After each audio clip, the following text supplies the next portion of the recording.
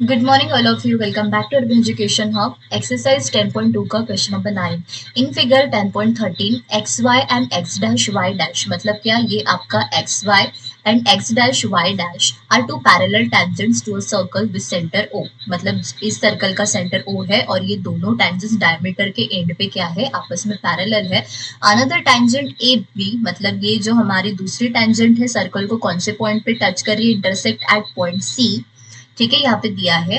Then prove that angle O A B is equals to 90. मतलब कौन सा, ए O B हमें क्या दिखाना है, 90 दिखाना है. ठीक है, सिंपल है. दो टेंजेंट्स आपस में यहाँ पे क्या दी है, मतलब पैरेलल दी है और उसके बाद में तीसरी टेंजेंट एट पॉइंट सी हमें यहाँ पे इंटरसेक्ट कर रही है. उसके बाद में हमें ये एंगल ए ओ बी हमें क्या दिखाना है, 90 डिग्री दिखाना है. ठीक है, अब इसके लिए हमें आपस में सबसे पहले यहाँ पे क्या करना पड़ेगा. देखिए, ये जो हमारा मतलब ये हमारी जो OC है, सबसे पहले हम इसे ज्वाइन कर देते हैं तो OC हमारी रेडियस हो जाती है. ठीक है, अब इस OC की वजह से देखिए ये हमारे टेंजेंट को हम सबसे पहले ज्वाइन कर देंगे तो ये इसकी वजह से यहाँ पे दो ट्रायंगल मतलब फॉर्म हो रहे हैं. कौन से AOP और दूसरा AOC. अगर ये वाले एंगल को हम पूरा मिला ले तो ये हमारा पहला एंगल हो जाएगा, दो ट्रायंगल. ठीक है, उसके बाद में इस वाले ट्रायंगल में भी हम क्या करेंगे, सेम अप्लाई करेंगे, BOC और ये BOQ, इन दोनों को अगर हम सेम बताते हैं.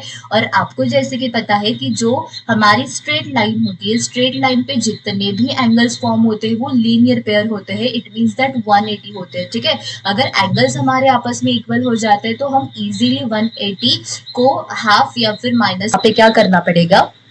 ठीक है, टू प्रूव हमें क्या करना है, गिवन में आप ये सब लिख दीजिएगा.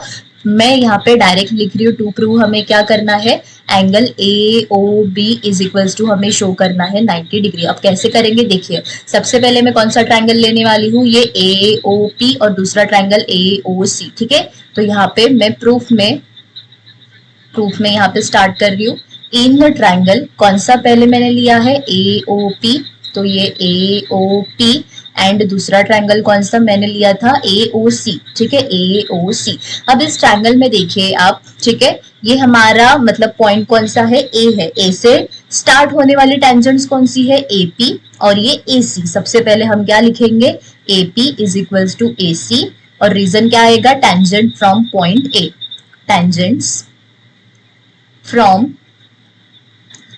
पॉइंट कौन सा, A. ठीक है, अब उसके बाद में यहाँ पे देखिए OP और ये OC हमारी क्या है, रेडियस है, राइट. तो यहाँ पे हम क्या लिख सकते हैं, OP is equals to OC और यहाँ पे रीजन क्या आएगा आपका, रेडाई ऑफ सेम सर्कल. ठीक है, इतना क्लियर है आपको.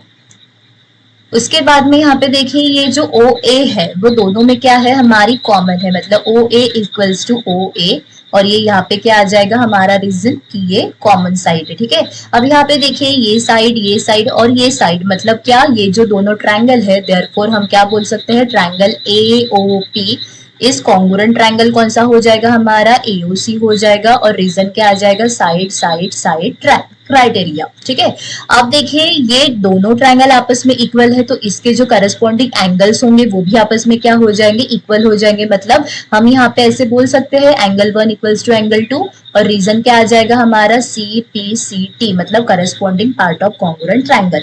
ये हमारा इक्वेशन 1 हो जाता है. सिमिलरली हम क्या करेंगे, नीचे वाला ट्रायंगल BOC और BOQ में भी हम ये वाला रूल अप्लाई करेंगे.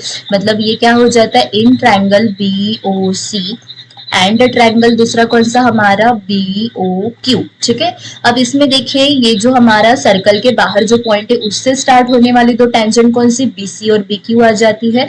मतलब यहाँ पे हम क्या लिख सकते हैं, ये पहला वाला ट्रायंगल लिया तो ये BC आ जाएगा और ये क्या आ जाएगा आपका, BQ आ जाता है. ठीक है, सो BC इक्वल्स टू क्या आ जाएगा आपका, BQ आ जाता है. और यहाँ पे रीजन क्या आएगा, टेंजेंट्स फ्रॉम पॉइंट कौन सा, B आ जाएगा. ठीक है, उसके बाद में यहाँ पे देखिए ये OQ और OC हमारा क्या आ जाएगा, ये आपका OC आ जाता है और ये OQ आ जाता है. और ये आंसर क्या है हमारा, रेडाई ऑफ सेम सर्कल. ठीक है, बहुत ज्यादा सिंपल है.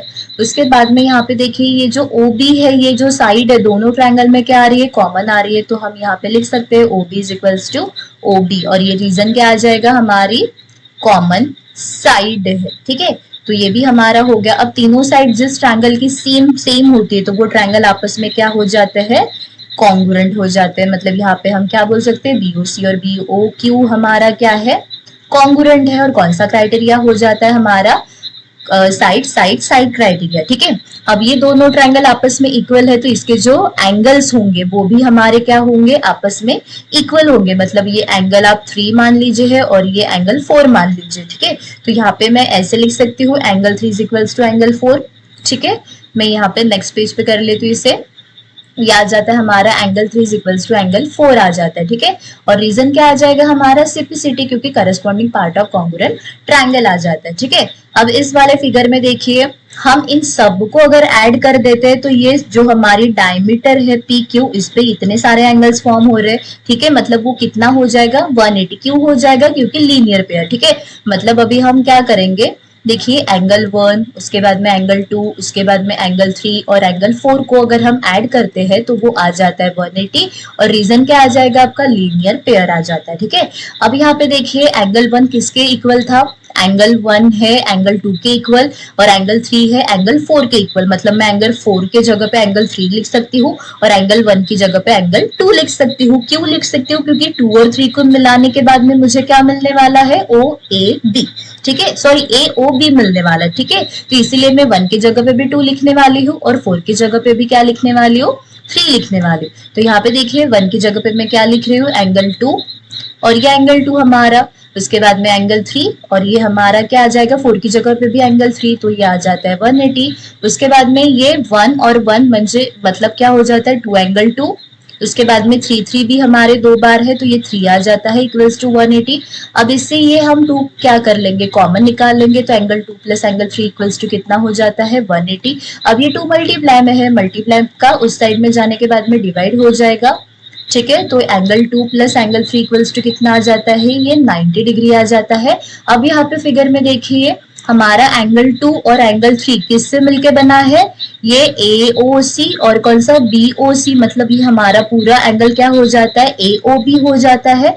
मतलब यहाँ पे हम क्या लिख सकते हैं, सिंपल कि angle AOB is equals to कितना, 90 डिग्री। बस यही हमें क्या करना था, यहाँ पे प्रूव करना था। तो ये हमारा आंसर आ गया, हेंस प्रूव, ठीक है।